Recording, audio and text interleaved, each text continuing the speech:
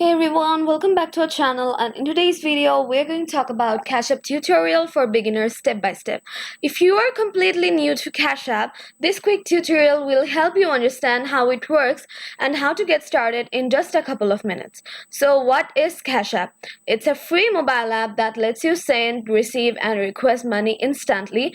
You can also pay for things online, get a cash card and even invest in stocks or Bitcoin all in one place. Here is how to set it up.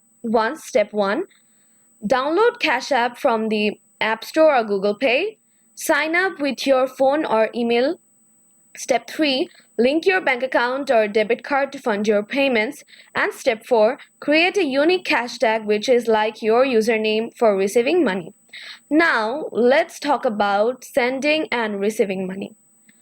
To send money, tap the pay button, enter the amount, type the recipient's cash tag, phone number or email,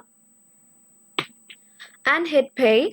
To request money, tap request, add the amount, choose the person and send your request. Cash App is a free to use, but if you want instant transfers for your bank, there is a small fee. Standard transfers are free but take 1 to 3 business days. For beginners, I recommend starting with the small transactions and exploring features like the Cash App cash card once you are comfortable.